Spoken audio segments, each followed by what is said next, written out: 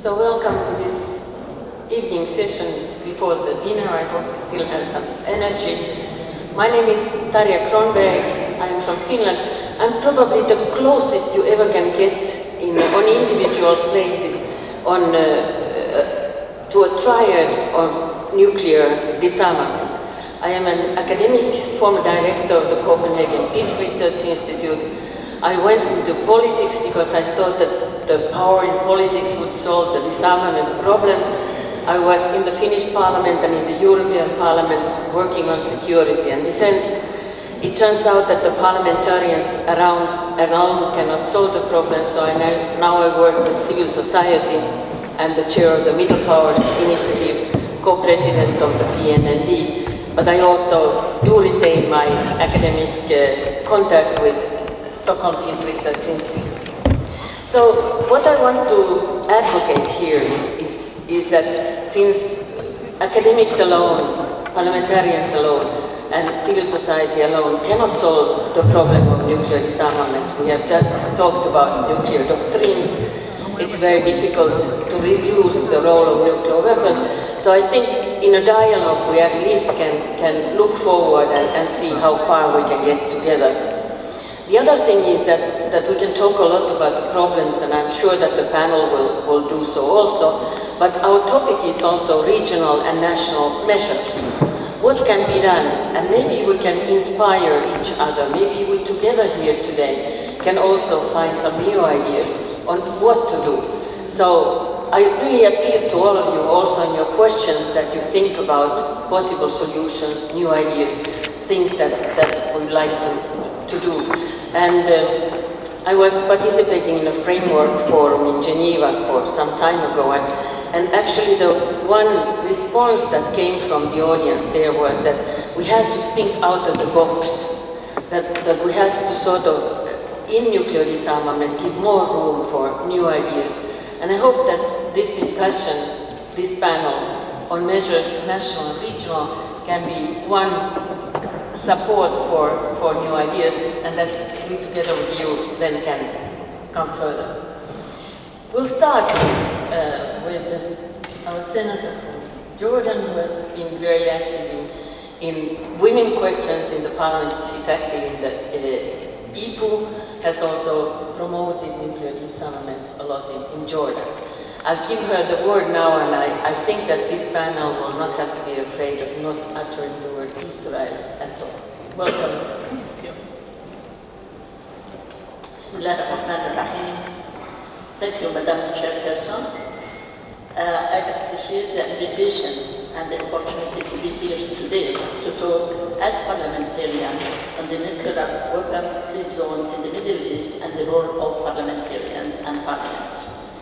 As we all know, a nuclear weapon-free zone is a specified region in which countries commit themselves not to manufacture, acquire, test, possess, or use nuclear weapons. Nuclear weapons-free zones are an active means of strengthening the global nuclear prohibition norm, addressing non-proliferation issues, and promoting regional cooperative non-nuclear security.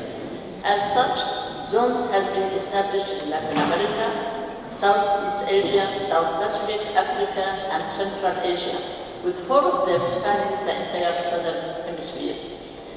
This has helped improve the security environment in these regions. Similarly, these are proposals for nuclear weapons-free zones in the Arctic, Northeast Asia, Europe, and the Middle East. The proposal for a nuclear weapon-free zone in the Middle East has since the 1960s been supported through many resolutions and conferences, and this morning we will hear a lot about this from their excellencies, Mr. Raouf and the other panelists, but has not been yet established so far. Such zone would strengthen the NPT, would help to promote global nuclear disarmament, and would also help the Middle East peace process as a substantial confidence-building measure. Steps towards the establishment of nuclear weapon-free zone in the Middle East began in the 1960s, led to a joint declaration by Egypt and Iran in the 1974, which resulted in a General Assembly resolution adopted by consensus. The proposal to establish this zone was presented to NPT Review Conference by Egypt, supported by non-aligned movement. In 1995, the states parties to the NPT agreed to indefinitely extend the treaty conditional upon progress towards a Middle East nuclear weapon-free zone. In 2000, the NPT Review Conference reaffirmed the 1995 support for a Middle East zone and called on Israel by name to join the NPT and for Israel's nuclear facilities to be subjected to the system of the Atomic Energy Agency safeguards. In 2010, the NPT Review Conference agreed to request the United Nations to convene an international conference in 2012 with the participation of all the Middle Eastern countries on establishing a nuclear weapon-free zone in the Middle East. The conference also decided to establish a committee to follow up the progress made in the period between NPT review conferences, with a facilitator appointed by the United Nations.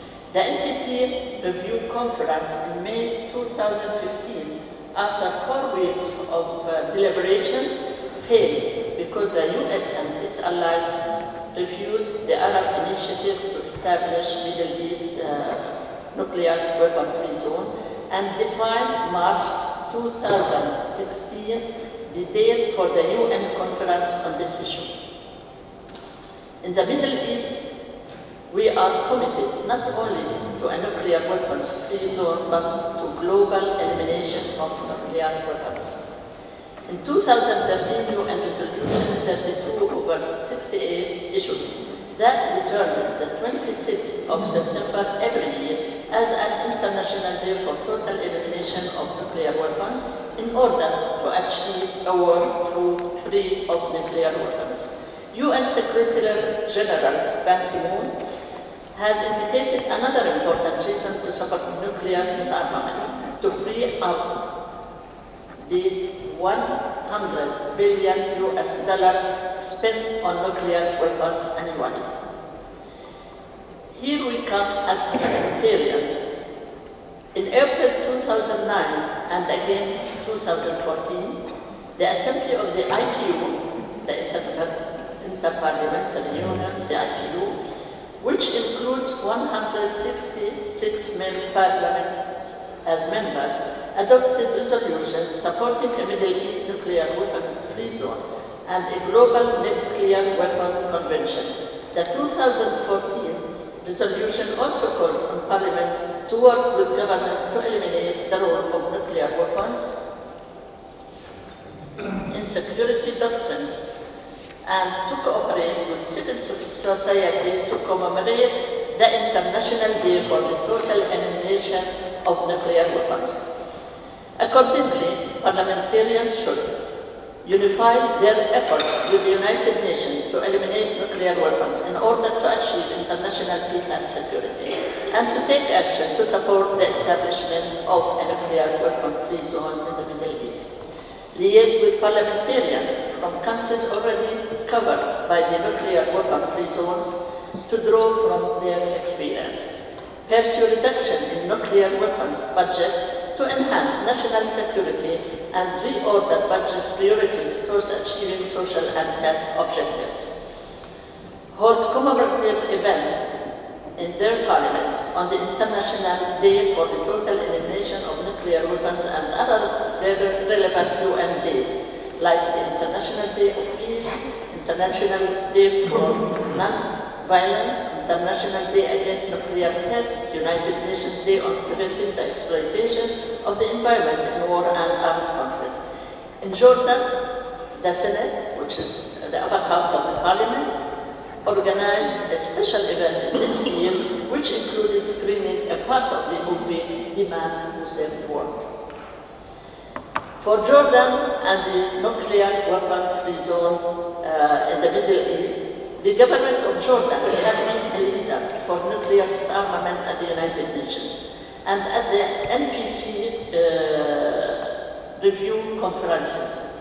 Jordan has supported the proposal to establish nuclear weapon-free zone in the Middle East and the proposal of the UN Secretary General for multilateral negotiations to start on a nuclear weapons convention or package of agreements to establish a nuclear weapon-free world. Jordan welcomes as well the nuclear agreement between Iran and major powers. In general, Jordan supports all efforts that contribute to consolidate peace and security at the regional and the international levels. The Western talks with Iran succeeded in achieving an agreement despite all the pessimism about the situation and despite opposition from Israel. It succeeded because of political will of the main parties. This agreement will not make the Middle East a zone free of nuclear weapons, but it's an important step on the way. But one of the major obstacles to achieve nuclear weapon-free zone in the Middle East is that Israel still refuses to sign the NPT and today has not agreed to participate in the UN conference to establish this zone. Israel also refuses to open its nuclear facilities to verification, despite the decision of the Board of Governors of the IAEA requiring this. And Israel continues the policy of nuclear ambiguity, or rather the blackout, on all known information regarding its possession of a large stockpile of nuclear weapons. Here, the problem arises in the double standards and the exceptions on the international agreements, which led to lose the respect and status of these agreements. To conclude, the international community has adopted dozens of resolutions in various international forums called to transform the Middle East into a nuclear weapon-free zone. The states around the world should be convinced that what will ensure security and safety is the rule of law and justice, the peaceful resolution of conflicts, and force states to forego the possession of weapons of mass destruction. Another thing is that the root of all conflicts in the region is injustice. Conflicts are aggravated by the failure to implement key UN resolutions for peace and justice, such as Security Council Resolution 242. Consequently, the people of the region are losing the confidence and hope in achieving justice through the international bodies. This environment of despair is a fertile ground for extremism. A new threat has been found that we should all be aware of about the threat of terrorist organizations, which are supported by weapons and money. There is a real possibility that these organizations might acquire a weapon of mass disruption. With this status in the Middle East, we have two roads. Either we first take a peaceful Middle East with a Middle East zone free from nuclear weapons as a step towards a nuclear weapon-free war, or continue an arms race that leads to further tension and war. And we, as all are loving to peace, will say the first is clearly the better road. And thank you. Thank you very much.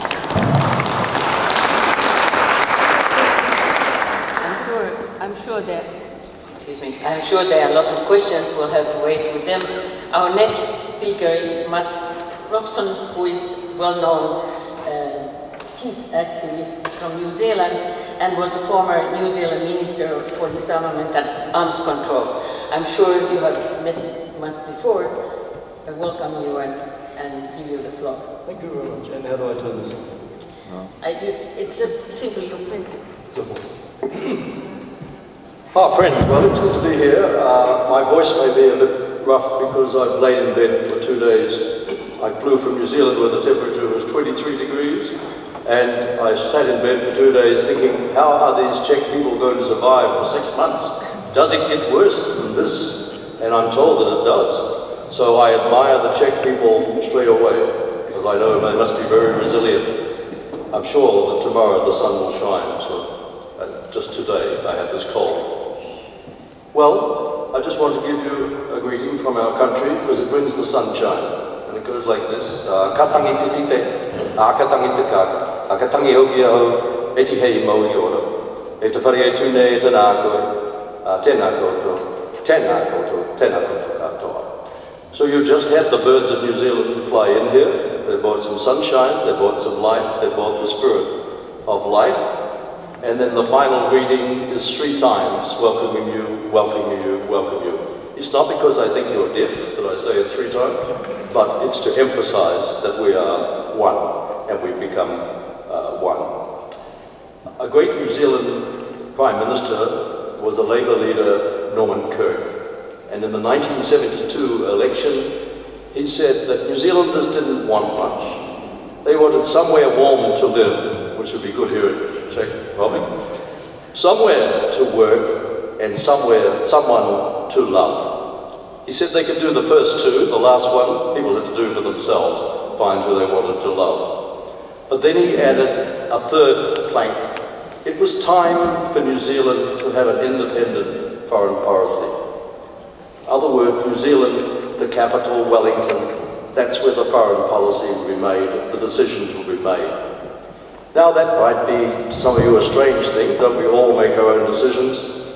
I'm afraid not. The picture that many people have of New Zealand is that somehow or other they are nuclear free because that's the type of people they are. They don't have many threats, they don't threaten the rest of the world, so they think it's easy for them. I've come to disabuse you of that, and I believe that what we've done in New Zealand has lessons for other people and other countries. I'm not so arrogant as to think that the exact conditions in New Zealand can be transplanted to other countries. But as a former Minister for Disarmament and Arms Control, who's met most of the people responsible around this world for continuing to threaten us with nuclear weapons and conventional weapons, I can tell you that I actually think it's quite simple. And the issue is quite simple because in New Zealand, once the people grasp the truth about foreign affairs, about international relations, and their sad role prior to what I said in 1972, they wanted a change, and they wanted a dramatic change. Because in 1840, New Zealand became a colony of Great Britain. From that time onwards, there was hardly a war that we missed anywhere. Great Britain said go, we went. And if you travel between France up to the border in the Netherlands, you'll find thousands of New Zealand farm boys lying under the surface of the earth. And you'll find many graves from out the Second World War. Because in the Second World War, when the Japanese were invading through Asia, down into Malaysia, reached Indonesia, East Timor, Papua New Guinea, just north of Australia, where was the New Zealand Army? It was in the Middle East, because Churchill said it must be in the Middle East.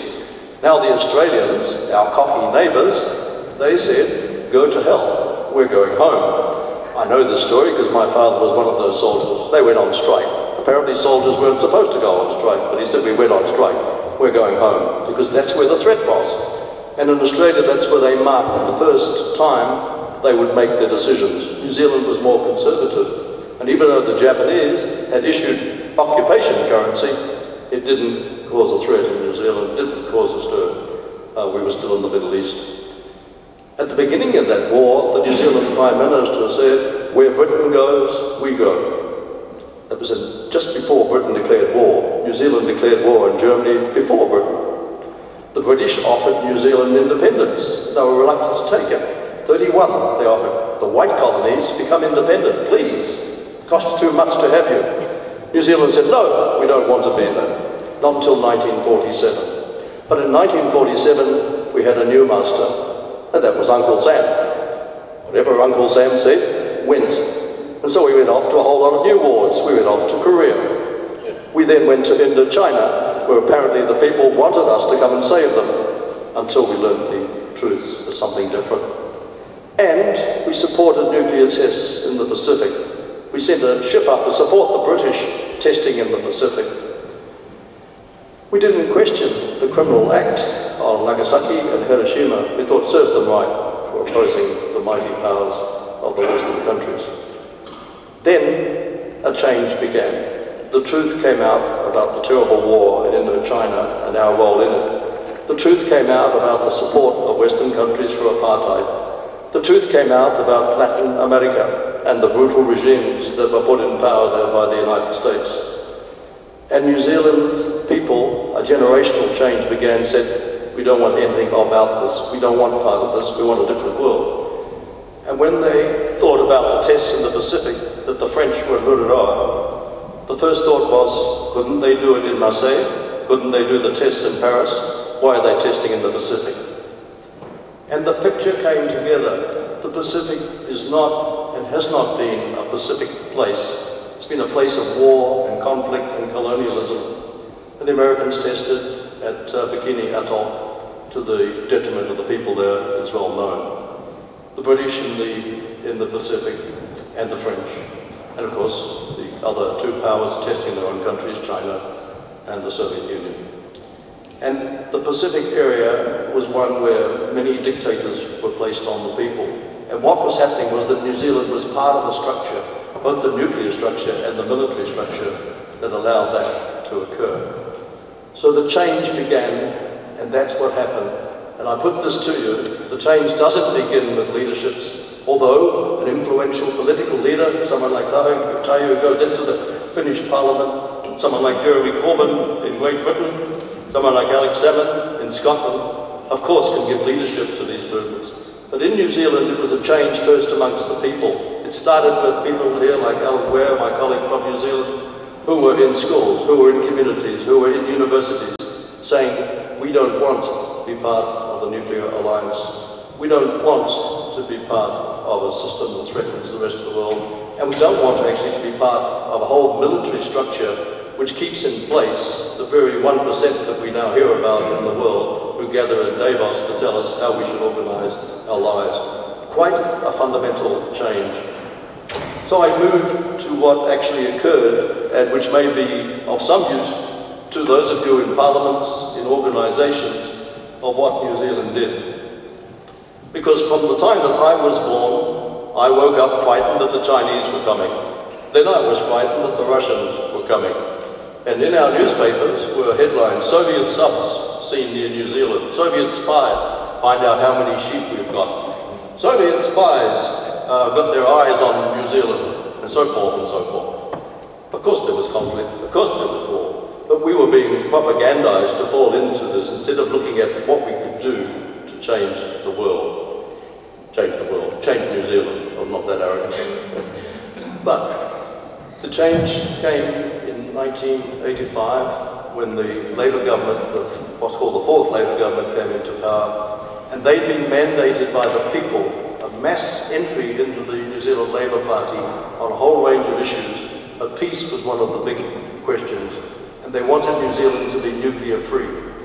The leadership was actually quite frightened, because the United States made it very clear what would happen, that we would no longer be an ally, we'd become a friend. Actually, tell the truth, nobody could tell the difference. We thought a friend was not a good thing to be. But in the military parlance, in diplomatic parlance, it meant that you were out in the cold. But the New Zealand people basically shrugged their shoulders and said, well, so be it. And they demonstrated on land, in the water, against the coming of American submarines, nuclear powered. If it had been other countries, they would have demonstrated as well. It was American submarines that were coming, and American ships. And then in 1985, the United States says, if you keep this policy up, we will dissolve the membership of ANZUS, which is the Australia, New Zealand, US alliance. That's what bound us together militarily. And won't come anymore. Once again, the reaction of the New Zealand people was, okay, don't come. And they didn't. And from there came the legislation that New Zealand now has, the New Zealand Nuclear-Free Zone, Disarmament, Arms Control legislation. And I'm very proud of that legislation because it was a country that had come, as I said, from a background of actually being part of a nuclear alliance to putting in legislation that meant that we no longer, not only didn't have nuclear weapons, that we were part of a nuclear alliance. It was a symbol for the rest of the world as well. Now, what does the New Zealand Nuclear-Free Zone Arms Control and Disarmament Act do? It prohibits manufacture, acquisition, possession or control over nuclear weapons, as well as aiding and abetting any person in doing so by New Zealand citizens or residents. It also contains an extraterritorial clause prohibiting acts by agents in New Zealand anywhere in the world. It established a public advisory committee on disarmament and arms control to advise the Minister of Foreign Affairs on any disarmament issues that seemed appropriate. So the Act made it very clear what New Zealand wouldn't do, either in New Zealand or abroad, but it also set up an institution which gave the Minister important backing on what steps to take, which I'll come to in a moment. And by establishing the Minister for Disarmament and Arms Control, it wasn't just a symbol, there was a minister focused around the world, and I had the privilege of being that minister for some time, to advocate the issues of nuclear disarmament and to make it clear that New Zealand was in the camp of ensuring that Article 6 of the NPT was to be taken seriously. Now, we haven't been too successful. I told people maybe we would disarm the world, but unfortunately I couldn't reach that goal. But it is our aim, and it's clear where we stand. From that too, that legislation sprang out of the South Pacific Nuclear-Free Zone Treaty of 1986, which is a nuclear weapon-free treaty, just like the Treaty of Tatalugo in Latin America, Pindaba in Africa, the Treaty of Bangkok, and so forth, that are nuclear weapon-free zones in the world. The importance of New Zealand being there was that, of course, we are the mouse that roared. Our 4 million people, our small army, our small air force is not going to make any difference to the balance of power. But we are wanted as what they call, I think, the coalition of willing or unwilling or something, to be there because of the name of New Zealand, a democracy, a country that respects human rights, which was shown in the war in Iraq, which New Zealand didn't go to. That we were really asked by the United States and the UK, please come to this war. We said no. And therefore, it's a symbolic step that New Zealand has become so strongly anti-nuclear, but it's also one of the key English-speaking countries, and New Zealand was given what's called a place at the table, which was taken away from us, with the United States, with Canada, with Britain, Australia, and New Zealand. I know that's the arrogance of the Anglo-Saxon world, but that's what they see as the most important place to be at that table. And by New Zealand standing up and saying, no, we have solidarity with other countries, not just an important statement, but an important political act. So I finish here. I've got 1 minute, which is probably now 10 seconds. And to say, we actually now look to Europe, and we look in particular at what's happened in Scotland, and what is now happening under Jerry Corbyn's leadership in Britain to raise the question strongly and to break the taboo of NATO constantly, that we must have this strong position, NATO must be strong, we have to continue, even if we are nuclear weapon states, to associate with nuclear weapon training and power, to say that we believe that New Zealand stands ready to work alongside our European colleagues to make a difference to the world. Thank you.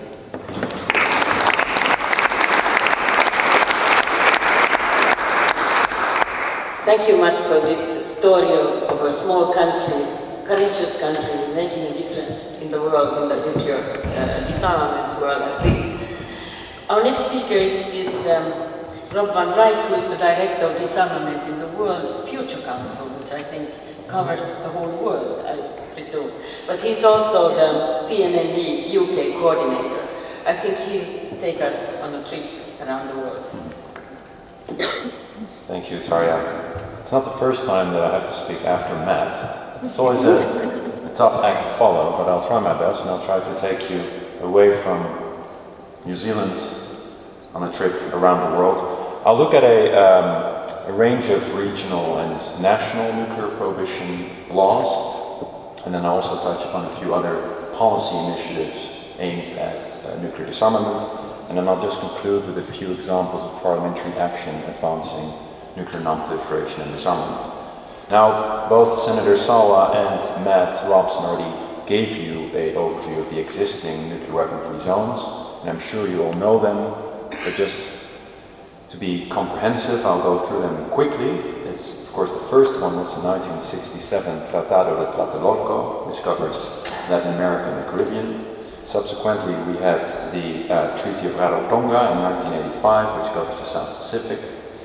That was followed by the Southeast Asia nuclear weapon-free zone, the 1995 Treaty of Bangkok. Then Africa came with the Treaty of Pelindaba in 1996. And then the most recent one is from 2006, and that was the Treaty of Semipalatinsk, and it covers Central Asia.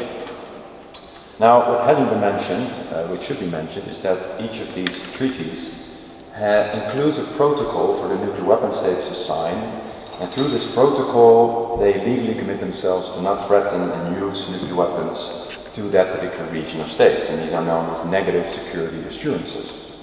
Now, the right of states to pursue such zones is well established.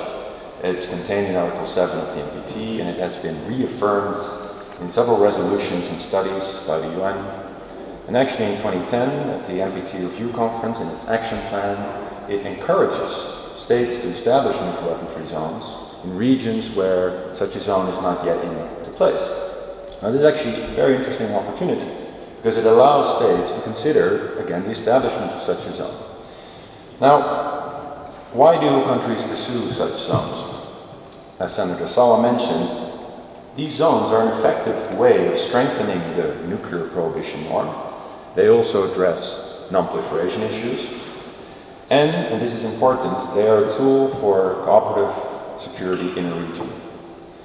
Another important aspect of the zone which can make it attractive to states is that it's a way to do something about an issue as a non-nuclear weapon states. It's a way to take the initiative out of the hands of the nuclear weapon states and make a contribution to global nuclear disarmament.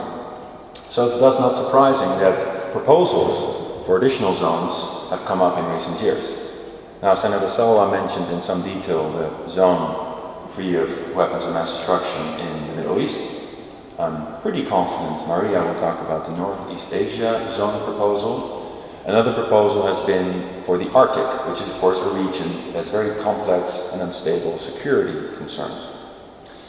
Now, very few in the nuclear non-proliferation and disarmament community would argue that these regional nuclear weapon-free zones have been a waste of time and energy. Rather, they're seen as valuable contributions to the overall global movement to achieve a world free of nuclear disarmament. However, national policies and other policies have not really been given the same credit or attention. So I will just highlight a few of these, and then I also offer some food for thought, and I'm interested in your comments or questions in the Q&A session. Now, with regard to national policies, I'll look at two areas. I'll look at national prohibition legislation, and I'll look at divestment legislation.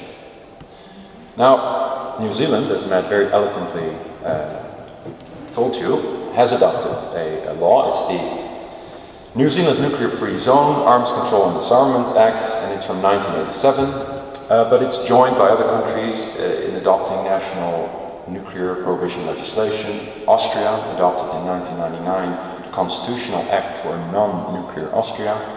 Mongolia adopted in the year 2000 the Law of Mongolia on its nuclear-free status. And the Philippines in 1987 implemented a nuclear-free amendment to their constitution. Now, although these four policies broadly share the same goals, they are all different and they each contain different elements. Now, whenever we talk about possibly replicating one or two of these laws to other countries, I think it's important to note like Matt already said, it's not about transplanting that model to another country, but what can be useful is distill elements of each of these different policies and see what could work in different contexts, in different countries. Now, I've been very inspired by the fact that Bangladesh, the Bangladesh Parliament, is actually considering a bill that would establish Bangladesh as a single-state nuclear weapon-free zone. It was introduced several years ago by Saber Chowdhury, who some of you might know for his work in the Inter-Parliamentary Union, and they're currently considering this bill. Now, this bill is based on both the New Zealand example and the Mongolian example. So we have a precedent, if you will, of a country having looked at these other types of legislation and taking action in their own parliament. Now, if you look at the South Asian region, you could argue that perhaps other countries in that region might be interested in following Bangladesh down this road. You could say that Sri Lanka could consider such a law, Bhutan, Nepal come to mind. Actually, the idea of a nuclear weapon-free zone in South Asia, which would encompass these countries as well as India and Pakistan, has been proposed some time ago, and it has lost momentum. And in academic literature, there's also been an investigation into the possibility of extending the Bangkok Treaty to include Sri Lanka and Bangladesh. Now, I would argue that perhaps a more attractive and feasible option for countries like Bangladesh, Nepal and Bhutan, who find themselves, very similarly to Mongolia, sandwiched by nuclear neighbors, might be to adopt national legislation as a very strong normative effect call to the rest of the region and the outside world. Now, moving to Europe, the proposal for a nuclear weapon-free zone has also been around for a long, long time. Actually, the first ever proposal for a nuclear weapon-free zone was for Europe. There have been different proposals for different parts of Europe. Now, recently, because of a study commissioned by Austria, this proposal has been given some attention again. And I've no doubt that Mr. Müller tomorrow will talk in more detail about this zone proposal. So I will talk about some of the interim steps that could take place to support such a zone. For example, a Nordic nuclear weapon-free zone, which would cover Norway, Sweden, Finland, and Denmark, could be looked into. Austria already has a nuclear-free policy. Liechtenstein, small country, but why not? It actually borders with Austria. And as Jean-Marie already put this in your heads, who do we see to the west? Switzerland. So perhaps we could have a small nuclear weapon-free zone in the heart of Europe. The reason I'm mentioning this is because this is a way for countries to codify, if you will, their commitment to disarmament in legislation. Now, you could be derisive of these small countries. What role would these small countries have on the global stage? But I fervently believe that there's a normative aspect, and with step by step, state by state, region by region, adopting in legislation such nuclear-free policies, it does make a difference. It does put pressure on the nuclear weapon states. Now, say a little bit about the divestment policies, because again, this is another policy that has mostly a normative effect. You could argue, what effect does it really have in changing the minds of the nuclear weapon states? Well, I'll leave that to you to discuss. But some countries are taking action. Norway has divested through its government pension fund, which is one of the largest in the world, if not the largest, from nuclear weapons corporations. New Zealand looked at that model and thought, hey, we could do that. They implemented a similar model. The Swiss actually went a step further. They revised their Swiss War Materials Act, and it prohibits any investing in nuclear weapons producers and financing of nuclear weapons producers.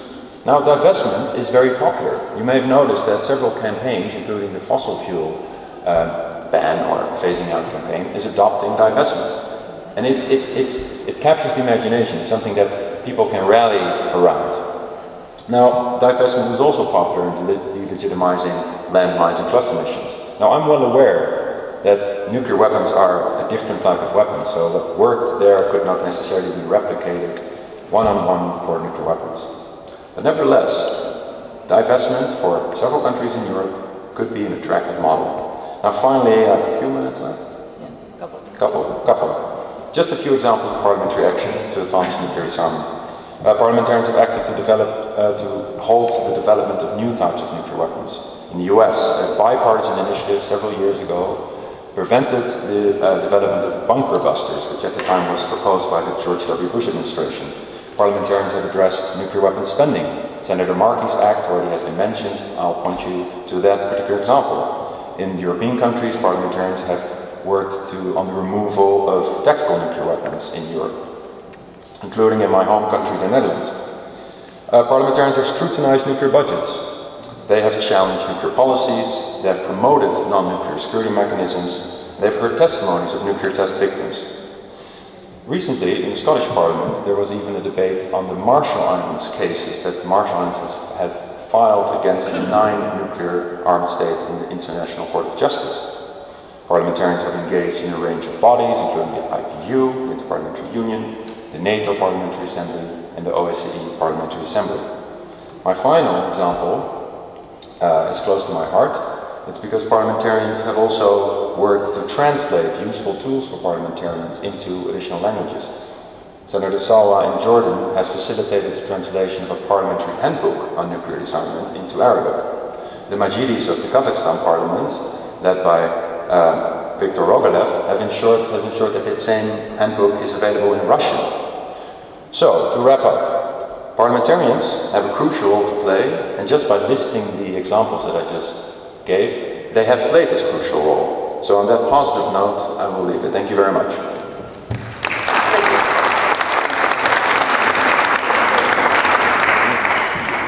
I think we already this morning had some optimistic views in the session, and now we are becoming even more optimistic, which is very good. Our next speaker is Maria, who is taking us to Northeast Asia, I think. And the question is, she's an academic working for PNND in Northeast Asia, excuse me, and will tell us about, we'll continue the discussion with North Korea, I think.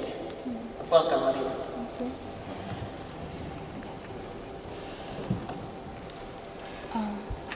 Hello, everyone. I'm very happy to be here and talk about my region with you. This is my first experience to stand on this very huge stage and talk about the region's security and nuclear weapon-free zone idea. So even though I might be clumsy, I hope you like my presentation. I want to use some photos. Yana is preparing. Yes.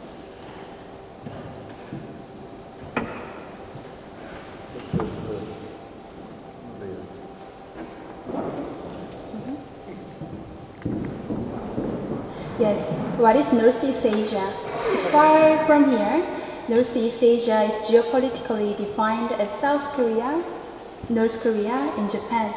But when it comes to the geopolitical discussion, Russia or China often can be also included. In this region, security situation is not that good. For about half a century, in this region, there always have been high tension and conflicts among the members, among the states in this region. For example, first, South Korea and North Korea, we are divided in 1945, and in 1950, we experienced Korean War.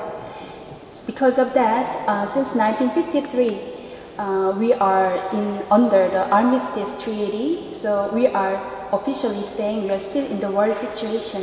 That's why almost every year, South Korea and North Korea experience very high conflicts and even the mood of war. And also between Japan and South Korea, the relationship is not that good. This shows how they are not that close each other. Especially between Japan and Korea, we have historical problem and also territorial dispute. And this is Japanese citizen who lost their family because their families were abducted by North Korea in 1970s and 80s. And this problem of, especially about investigation of abductee, are not yet solved between Japan and North Korea. So this is a problem between those two countries. And also, they have a problem of unpaid reparation after the colonial of Japan from 1910 to 1945. And as you must know, there is also a dispute of territory over the sovereignty of small group of islands in East China Sea between Japan and China.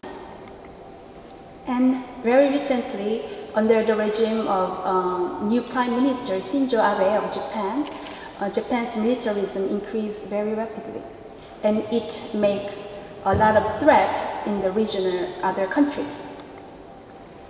And the most important, I think I can say that this is the most critical and important problem of this region. That's North Korea's nuclear threat. North Korea started testing missile since 1993. And already they have conducted the test 6 times. And last year they succeeded the test of Rodong missile, which is ballistic missile.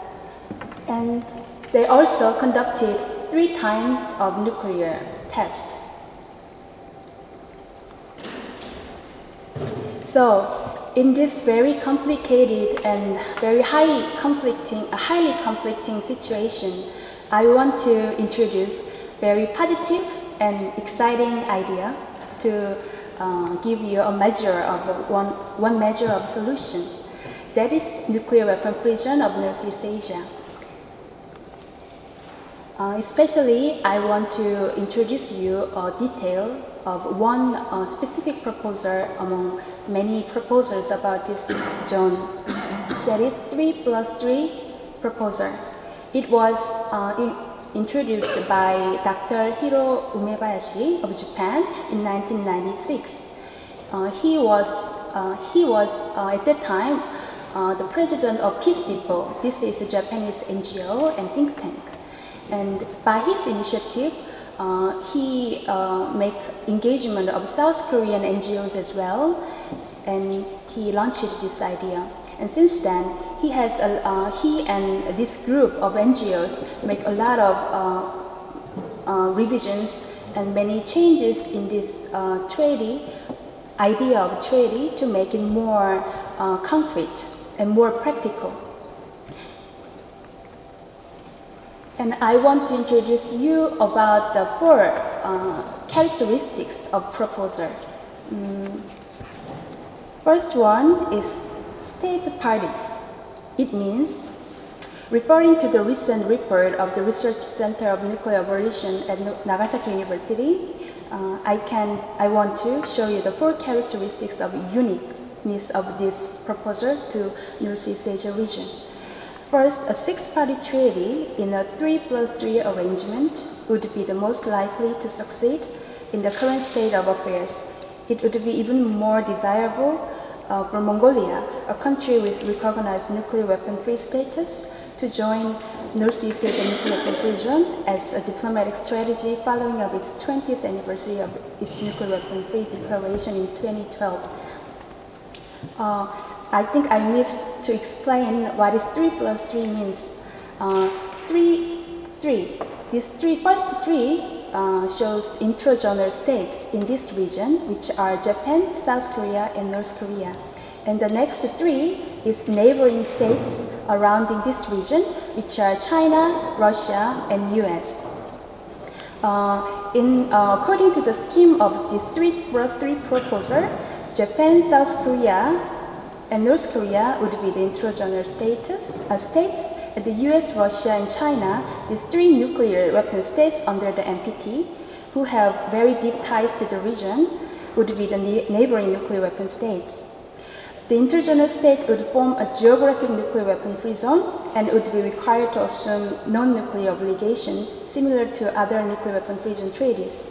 The neighboring nuclear weapon states would be required to provide security assurances not to attack the zone with nuclear weapons, and hopefully with conventional weapons as well, which means negative security assurances, as parties of the treaty itself rather than of its protocol. And I want to move to the next characteristics of this proposal, that is flexibility in effectuating the treaty. Those over achieving a Northeast Asian nuclear-free zone repeatedly point towards the lack of mutual trust between the states within the region. As the Treaty of Tlatelolco, which overcame difficulties between Brazil and Argentina to enter into force, demonstrate the system in which articles enter into force can be flexible in order to facilitate achieving a Northeast Asian nuclear-free zone as well. For instance, the entry into force requirements of the Northeast Asian nuclear-free zone treaty can be provided for through ratification by the 3 nuclear states, US, Russia, China, and 2 non-nuclear states, for example, Japan and only South Korea. It may be plausible to provide an option for Japan and Korea to withdraw from the treaty after 3 to 5 years, if North Korea continues not to join. By ratifying the treaty under this scheme, Japan and South Korea will enjoy security assurances sooner against the potential threat from the nuclear weapon states other than the US.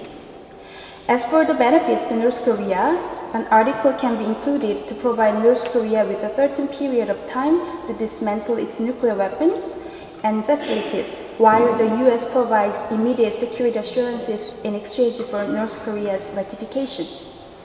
The third characteristic is requirements prior to negotiation.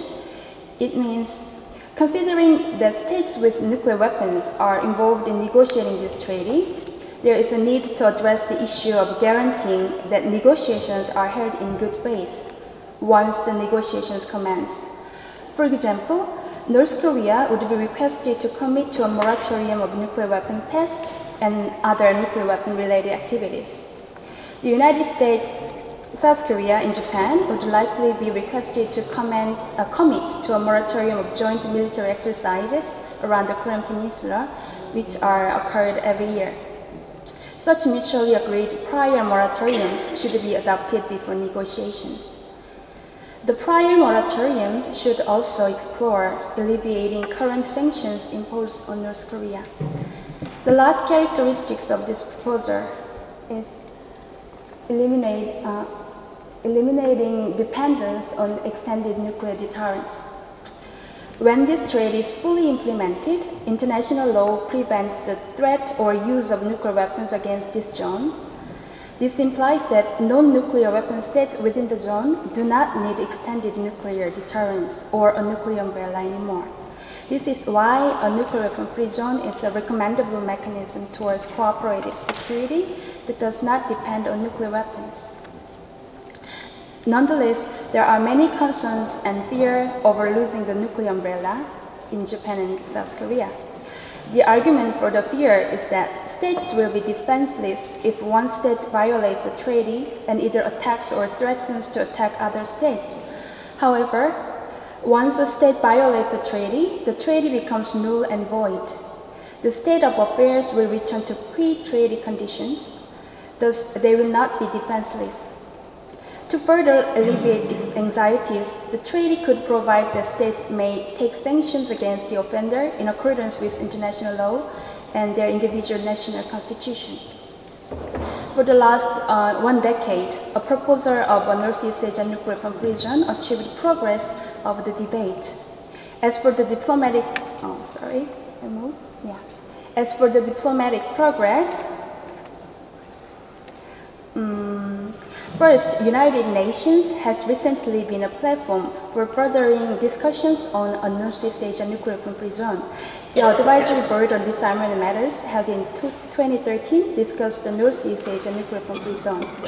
The result were recommendations to the Secretary General Ban Ki-moon that the UN consider taking appropriate actions to establish the nuclear free zone and play a proactive role to establish regional forums for transparency and trust.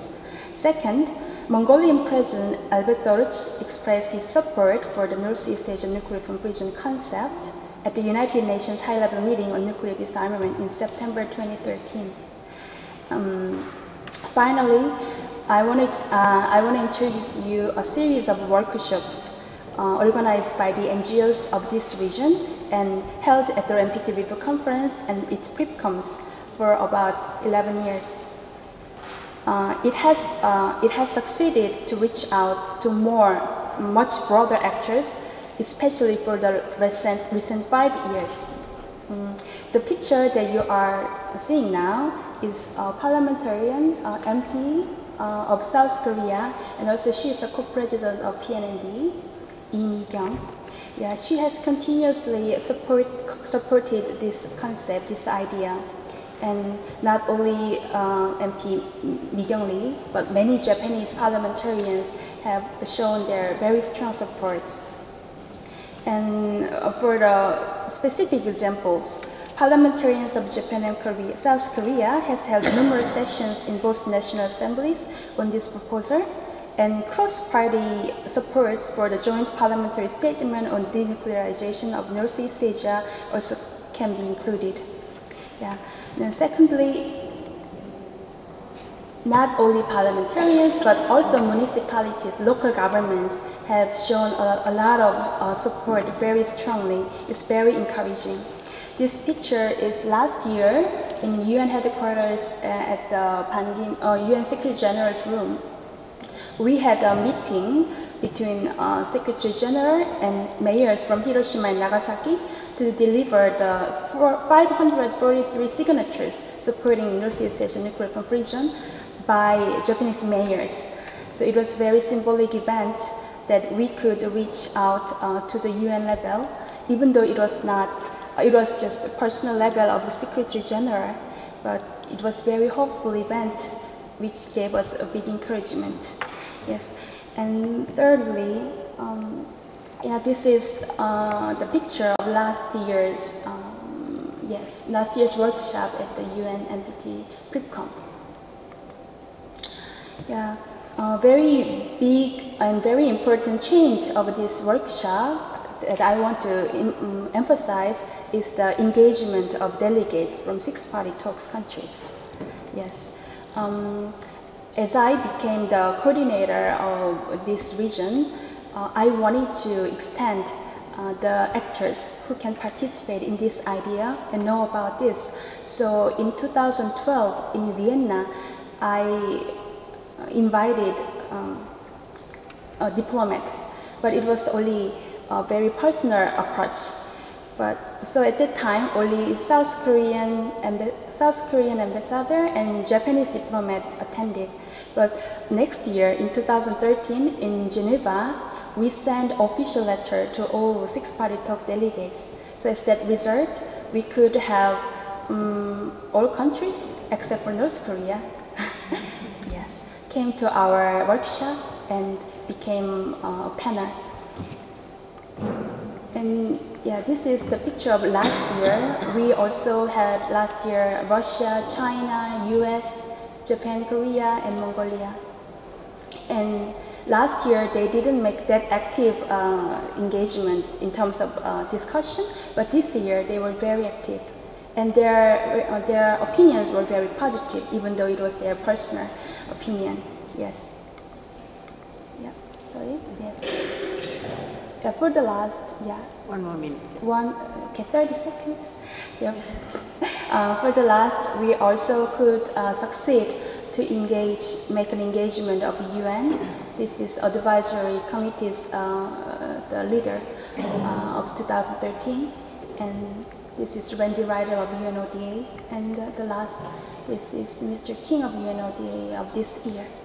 Yes, so I dream this idea will be more developed in a higher level. Yes, and I want to keep engaging in it. Thank you very much.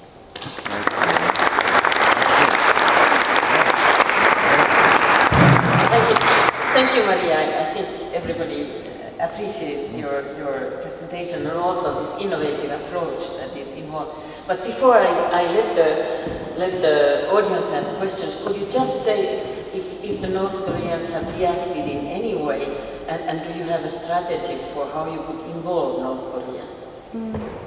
To this idea, this proposal? Yes. Especially? Well, it has been, there has been no progress in terms of North Korea's reaction or interest in this proposal, but we have kept sending invitation to this workshop since 2013, and even though they have not answered, we kept giving them the information and the material of this series of workshops, and as well as the result of the workshop. So I'm sending them. So even though we have no any visible change yet, but I want to see very soon, and we want to keep doing it. But you have an address where to send? Yes, I could find it. Yeah. Yes. Now I need for your questions, Ali. Thank you very much. If I could just offer a little bit more to Maria's response. We have been engaging with North Korea in a few ways as well. Matt Robson led a delegation to both China and North Korea a few years ago. We've also had some participation from North Koreans at one of the events in Mongolia, and we've also been engaging with the North Korean parliamentary delegations to the IPU on an informal basis. So they are aware of the proposal, the discussion of the proposal, but we don't have any, in a sense, formal response. There's been no position from any of the either North Korean parliamentarians or the officials on what their position on this, but there have been at least some examples of engagement through some of these different ways. Thank you. Thank you, very encouraging. Please. Well, my name is Denise Pascal Allende from Chile, so I want to try to speak English.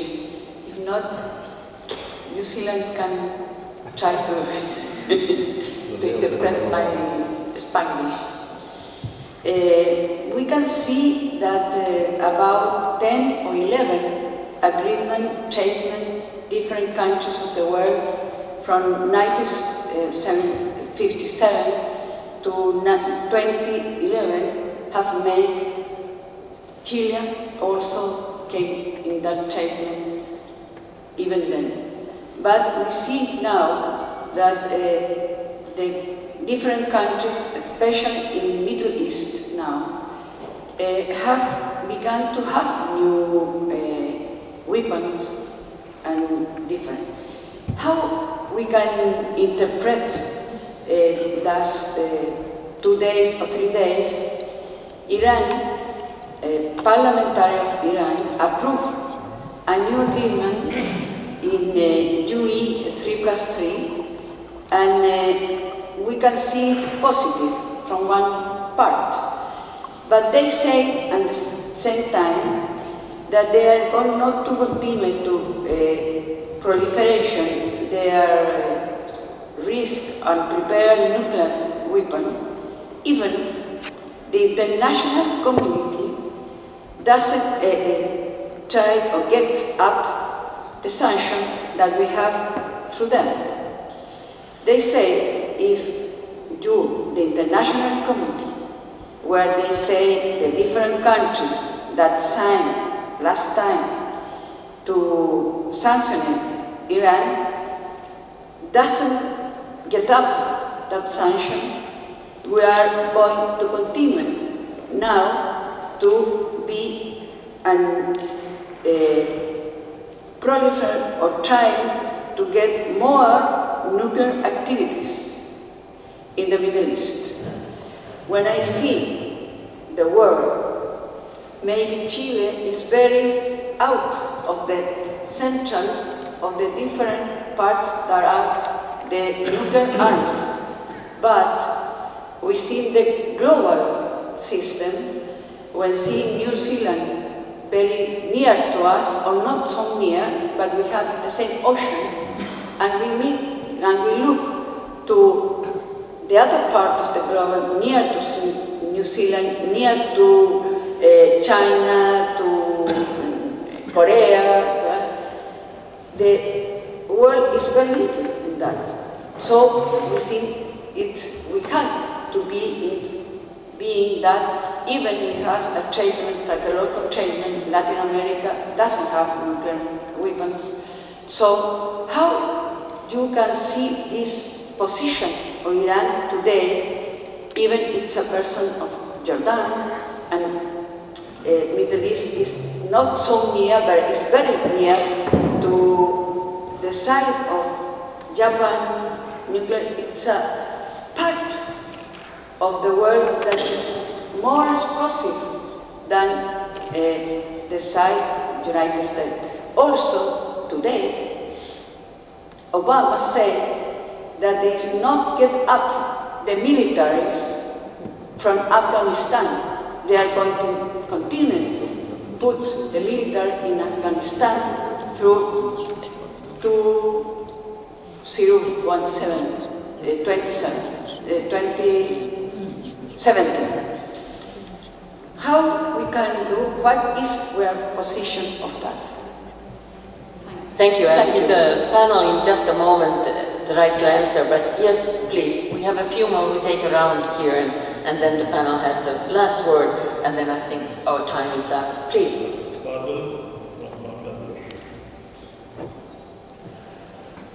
This is for PNND record. Some records are not recorded.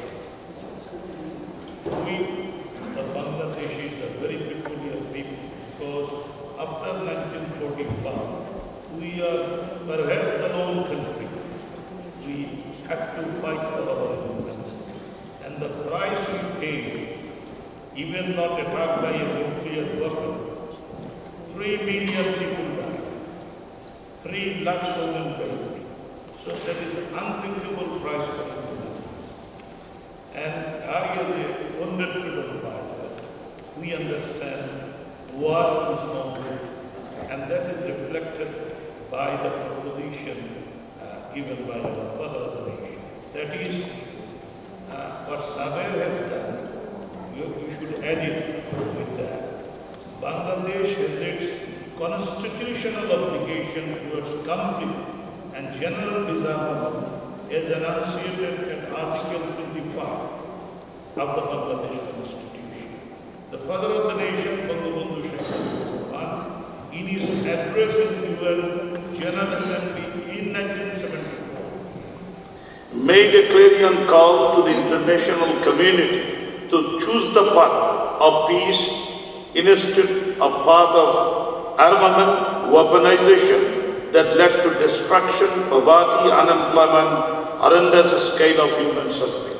In his word, I finish, he was telling, upon the wisdom of our choice will depend whether we will move towards a world haunted by fear of total destruction, threatened by nuclear war, faced with aggravation of human suffering on horrendous scale, marked by mass destruction, unemployment, wretchedness of the deepening poverty, or we can look forward to a world where human creativity and great achievement in our age in science and technology will be able to shape a better future, free from the threat of nuclear war and based on sharing of technology and resources on a global scale, so that man everywhere can begin to enjoy the minimum conditions of decent life. That is the exact proposition of Bangladesh given by our father of the nation, date back 1974. Thank you, and we have Billy, and then you. Hi, thank you very much.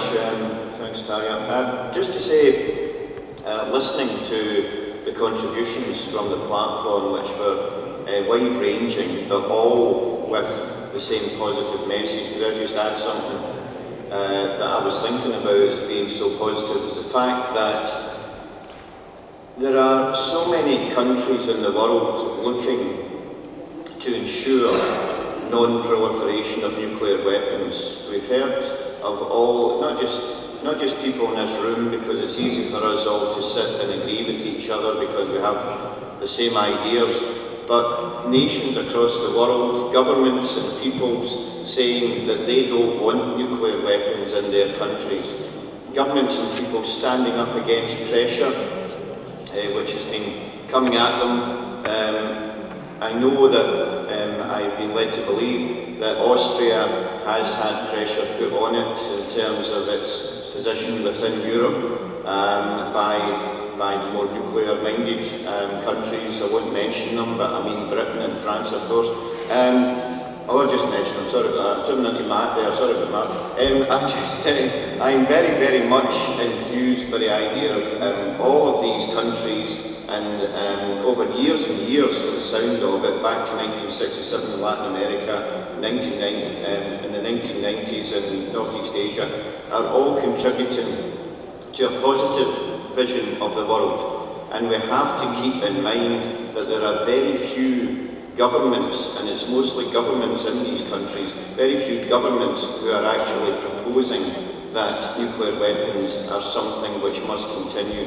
And I think we all need to keep working, and we will reach the stage where we will get rid of nuclear weapons in this world. And I'm not talking about somebody's lifetime in the future, I'm talking about in 10, 15 years, I think we can do it. Yes, please. Thank you very much. I'm Elder Gonzalez from the Brazilian Embassy in Prague, and I'd like to just add a couple of comments to what Rob said about the Brazilian example and the example in Latin America. So Brazil is one of the countries that chose to ban nuclear weapons on its constitution. On the 1980 Constitution, Article 21 states, all nuclear activity within the national territory shall only be admitted for peaceful purposes and subject to approval by the National Congress. So this is one thing I'd like to mention. The other one is we have a very interesting arrangement with Argentina, which is called the Brazilian-Argentine Agents of Accounting and Control of Nuclear Materials, which is a bilateral organization and that has been a very successful experience. It was established in 1991, so for the past 24 years, Brazil and Argentina have this mutual accounting and control organization working, and it's a great experience that I think could perhaps be replicated in some other areas of the world where you have two big countries that are a little bit suspicious of what the neighbor is doing. So I would just like to bring those two comments to the floor. Thank you. Thank you. I think the Middle East is a good project to continue in this line. Please. The only country that threatens New Zealand, is hostile to New Zealand, is Australia. And I'm from Wales, and we're going to sort out our differences with Australia next Saturday at the Rugby World Cup. So New Zealand is really quite special from that point of view. Coming to nuclear-free zones in the Middle East and in Northeast Asia, Israel is a small country which sees itself surrounded by hostile countries. What could you give to Israel? What's in it for them for a nuclear-free zone? Let's go to North Korea. It's a small country surrounded by other countries it sees to be hostile. What's in it for them? Is it the restrictions to be removed? Is it that their borders should be guaranteed internationally? There should be other guarantees of economic stability. These small countries, Israel and North Korea, I'm not supporting for a moment their possession of nuclear weapons. What is in it for them to join the nuclear free zone? It's a good question, and we'll let the panel ask in just a moment. We have 2 more questions and then maybe 3, but no more. I think we have to finish quite soon. Tarja. Thank you. I think points. One for Maria Kim about your excellent presentation on the Northeast Asia zone, but I think asking for a nuclear weapon-free zone right up front is too big an ask for North Korea, but Japan, South Korea, and North Korea is now building a power reactor. So an easier way to start perhaps might be some transparency and discussions on nuclear safety and nuclear security on the civilian side of the nuclear. And once a dialogue can be built up, then you can get into the harder questions of security and elimination of nuclear weapons. To Senator Salwa, it's usually not discussed, but the problem of nuclear proliferation in the Middle East started actually with Israel. acquiring a nuclear weapons capability with the assistance of France, Norway, the United States, and some others. And so I think that needs to be brought up more.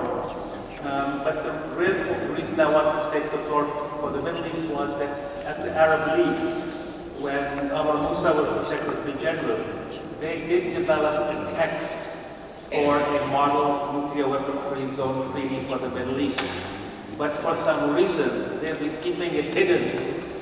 I don't know why, and perhaps you as a parliamentarian in consultation with other parliamentarians from the region could get a copy of this treaty out from the Arab League and bring it, put it out in the open so we can start some discussion, because otherwise it's all been a very abstract discussion thus far. And finally, to our speaker from New Zealand, thank you for describing New Zealand's odyssey to a nuclear weapon-free state. At that time, New Zealand was referred to in the US media as the Kiwi disease. They didn't want other countries to catch the Kiwi disease of asking for absence of nuclear armed ships and submarines from their ports, airfields, and so on.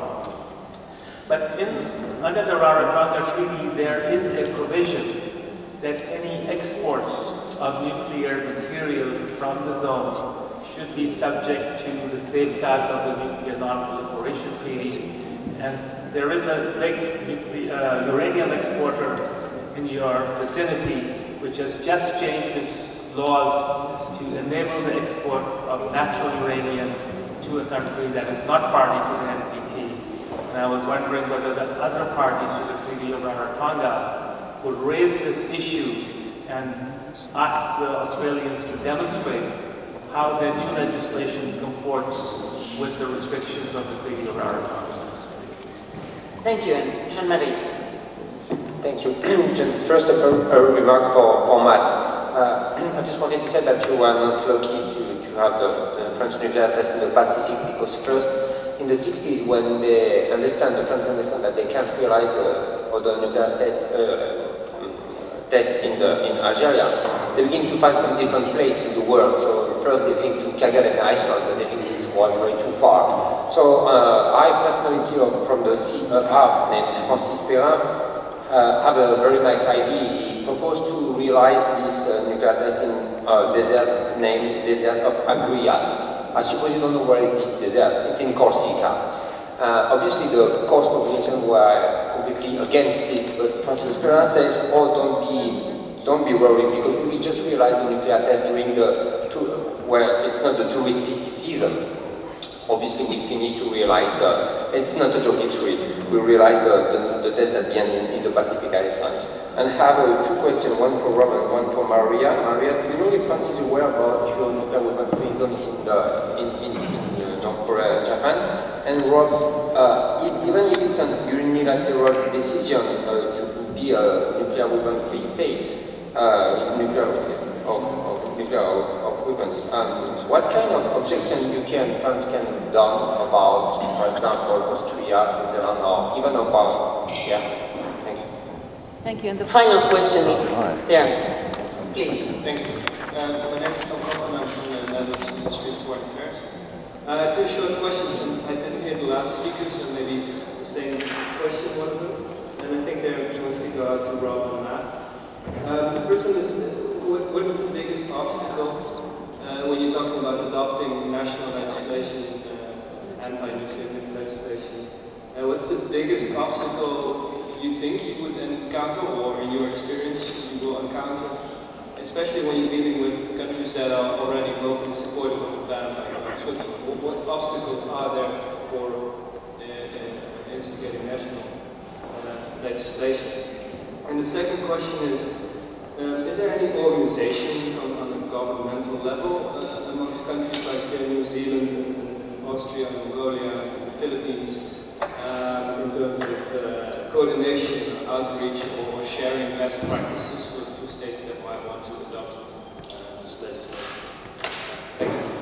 Thank you. And now we'll give the panel the chance to answer. We'll start in reverse order. Maria first, and then we'll go this way. And you can choose the questions you want to answer, but hopefully those that specifically deal with your area. I think I think I received 3 questions. Is it your question or comment? Question or comment? Question. Okay. Well, about the first question, it was from this gentleman. And what is nuclear proliferation of Northeast Asia to North Korea? Yes. If I answer about this, there is very advantages for North Korea that they can achieve from nuclear proliferation treaty, because the most important thing that North Korea want to have is peace treaty, which is to seize the amnesty situation. And especially North Korea continuously has insisted to normalize the relationship with US and North Korea. But to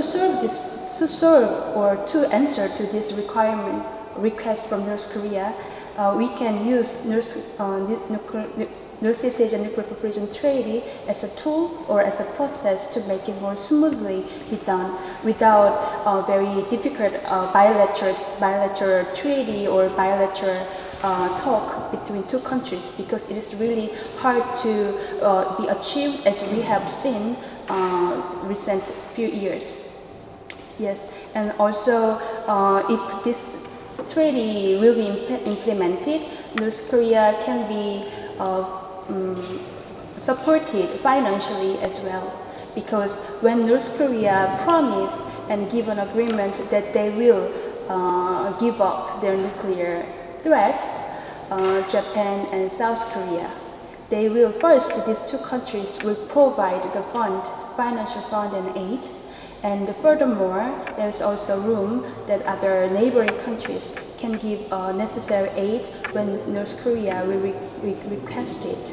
So I think there is much advantage that they can receive. And also there is still a room that they can negotiate what they can earn from this. This is my opinion.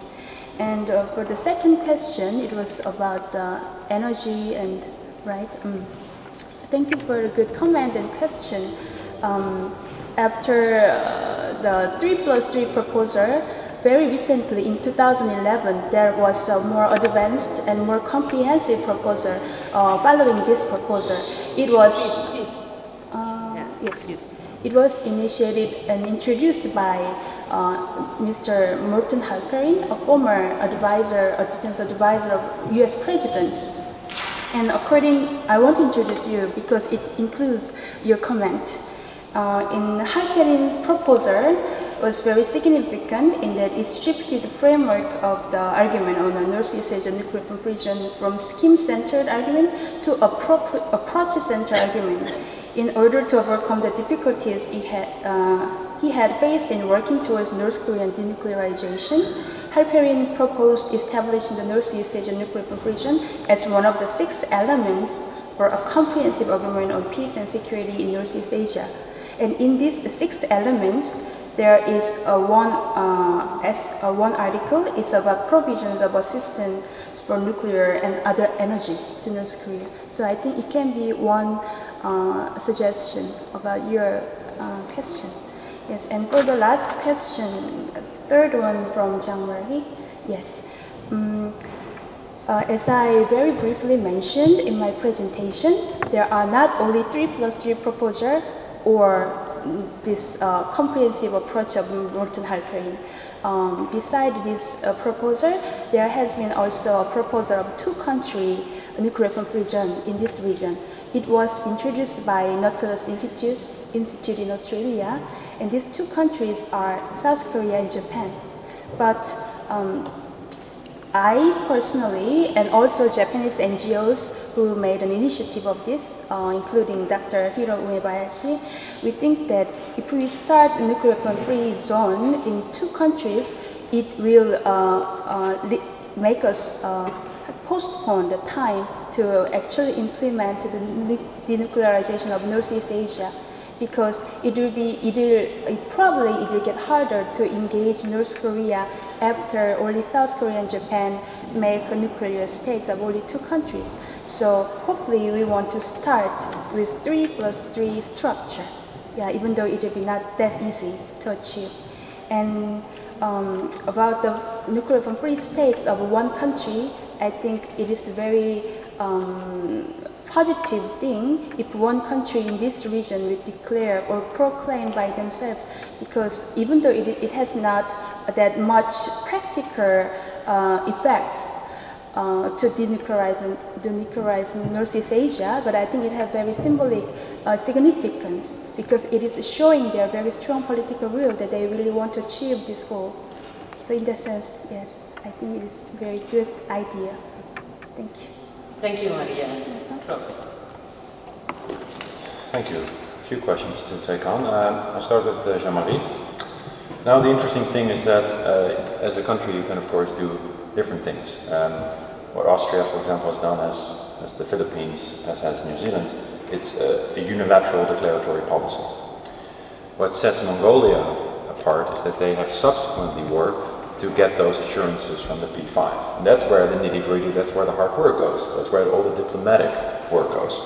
That's why it took Mongolia so long, in their 1992 declaration at the UN, that they would seek such a status, to actually have it implemented and recognized through a protocol. So if we look at Europe, France cannot really do anything except from exert pressure onto any country in the region that would declare itself a nuclear weapon-free state or adopt such legislation. But if this state would seek to replicate the model of Mongolia, i.e. achieve negative security assurances, then of course the dance starts, and then of course France will be able to engage in that diplomatic dance. Tom, I could reply in Dutch and exclude everybody else, but I won't. The biggest obstacle I found is ignorance. I mean, I've been talking about a lot of these laws for a few years now, and I've noticed that even countries, even people who've been working on nuclear non-proliferation disarmament, they not necessarily know about these laws, or that it's possibly an available model to them. And the other thing, of course, is that you could argue, well, how would adoption of such a law be different from their kind of diplomatic stance on these issues? Well, of course, the political wind in a country can change. Whereas as soon as a law is adopted, it has more force. All of a sudden, it's seen as quite permanent. So that's where there's some reluctance to go down that legislative path. As far as organizing between them, I mean, I have to say that apart from the organization of nuclear weapon-free zones and Mongolia, which convenes at the NPT Review Conference, and I believe at PrepComs as well, I might be mistaken on that, it's mostly been World Future Council and parliamentarians for nuclear non-proliferation and disarmament have organized workshops bringing together leaders from these countries, people who are very engaged in the pursuit and adoption and implementation of these policies in informal and official settings at the UN, or most recently in Mongolia, where there was the OSCE Parliamentary Assembly. There's no official organization that fosters cooperation between these different countries, but we're working on that. To my colleague and friend from Brazil, thank you for mentioning that. There's a handbook that the IPU, the Interparliamentary Union, produced several years ago, which looks at a range of best practice on nuclear terrorism, verification, nuclear weapon-free zones, a range of issues. It includes, for example, the Cooperative Threat Reduction Program, which was initiated by Senator Nunn and Lugar from the United States, the UK-Norway initiative on verification. It doesn't include this one, and if it is to be amended, and I will make sure that it is in the near future, then I will get in touch with you, because it's very good to know about these different models. Finally, I think, Lord Thomas, you of course asked the million-dollar question. I mean, where is the incentive for these countries to give up their arsenals?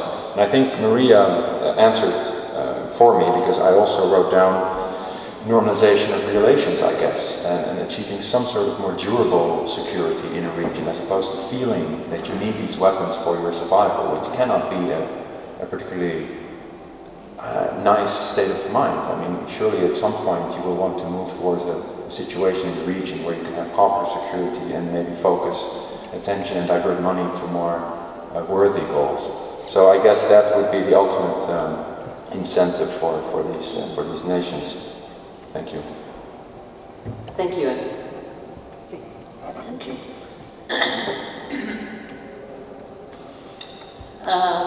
On the question from Madame from Chile on the sanctions of Iran, I would like to thank you for this question because it brought me to a question why there is a sanction on Iran while Israel has made all these, what you call it, the resolutions. He has never listened to or implement any of these resolutions. I have list of these resolutions since 1948, which is at the UN. General, what you call it, Assembly or UN Security Council. It's all asking whether 242 or 198 for the refugees or the, what you call it, I have a list of all these resolutions. Never has been any resolution that has been followed or implemented. The question is, why there is sanction on Iran and there is no sanction on Israel? Knowing that it is an occupying country. True, it is small, but not surrounded by hostile countries. Jordan have made peace, Palestine have made peace, Egypt have made peace, but it is an occupying country. Now, if you look what has been done in this territory, you will find that 80% of the Palestinian territory or land has been consumed, whether it is for the settlements, whether it is for the confiscation of land, or the barrier war which has been condemned by the International Justice Court. What has been done? The veto, US veto, when it comes to say that Israel, I'll give you this resolution, in 1982, there was a resolution to say in the General Assembly, Israel is peace not loving, Israel is not loving peace. And this resolution was transferred or diverted or had to the Security Council, but there was the UN or the US saying no, there is a veto.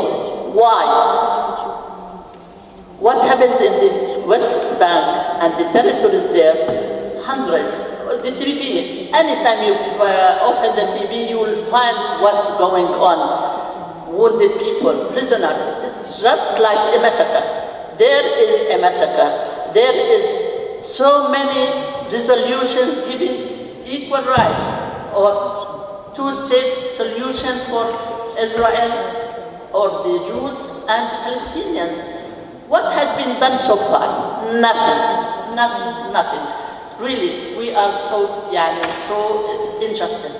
It is the injustice that I mentioned here that brought all this terrorism and the extremism to the area.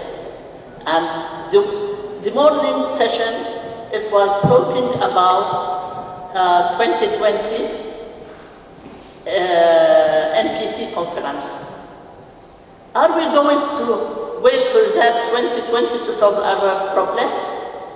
Israel says, do peace, we do the NPT. While this happens, more lands is lost, more people are killed, more misery has been. Poverty line is, percentage of poverty is more than 78% in that land. The international community, why is silent? I wish there is more time to talk about, to say what's going on there, although it is on daily basis on our TVs and international TVs. For the question on the initiative of Ahmed Musa and what the role, if I understood the question, I think since IPU took the initiative in 2000, the resolution 2009 and 2014, it is on the table to discuss these issues, and we'll open all the files. And with the PNND, we hope we can do a lot about that. I hope that with this, I could. Thank you. very short. Well, there's so many questions I've forgotten what they all are, and you probably have too. Tarja, I apologise in advance. You have to tell me that question again about the Treaty of Rarotonga. I'm full up with medicine and I can't hear that well at the moment. But just these things. First of all, the contribution about Brazil, Scotland, that I think is what we're here about. The world itself, and it was in the speech of Rob, has got a very strong web of countries and people who say we don't want nuclear weapons. But not only don't want nuclear weapons, of course it's connected to political questions of oppression, of economic oppression, of political oppression, and cultural oppression. These things are disconnected. And this brings me to the question I had from my colleague here from Wales, who I must tell in advance, Australia probably will win that match, I'm sorry about that. But there we are. Isn't it better that we have these things on the sports field? But it's not that New Zealand is a country that hasn't got threats. Of course we haven't got threats like what exists in the Middle East, what exists on the Korean Peninsula, in that immediate sense. But what we had in New Zealand was an open invitation, when we didn't have an independent foreign policy, to take part in wars of oppression. That was the change in New Zealand, to say, we are no longer going to do it. We're no longer going to be mercenaries, let me use the word, for imperialism, because that's what it was. Near us in Indonesia, in 1965, up to 1 million people were killed. Up to 1 million people. It's a war crime that went unpunished. In New Zealand, we were asked to say that's okay. Why? Because the British were selling arms to Suharto, military jets, military equipment. The Americans said it was okay, they wanted it to happen. It's that type of activity that's led New Zealand to this position. So all I can say is we are looking towards Europe in particular for the promise, and that's why I mentioned Jeremy Corbyn, why I mentioned the SNP, because for a long time we've looked at Europe and seen nothing's much being done by those countries that could do an enormous amount by breaking with the taboo that has existed, that we must support nuclear weapons because we are under threat. It's the other way around. Don't forget that NATO is the biggest armed fortress in the world, and the rest of the world feels a little bit threatened by NATO and its policies. Thank you, and I'd like to conclude this session with an optimistic note on the nuclear weapon-free zones. We have, in the Nordic countries, we have been working, and Canada, I think, has been one of the initiative takers also, for the Arctic nuclear weapon-free zone. And the assumption has all the time been that the Russians will be against it. I was in Moscow last week and at the Russian International Relations Council, and just asked the Russians that were there, that why are you against this Arctic nuclear weapon-free zone? And the leader said to me, why we support it? So sometimes you can be astonished and not taking anything for granted, but start negotiations on new proposals. I think the Northeast Asia is a very creative way of looking at this in a new way. Thank you very much. We'll see you tomorrow.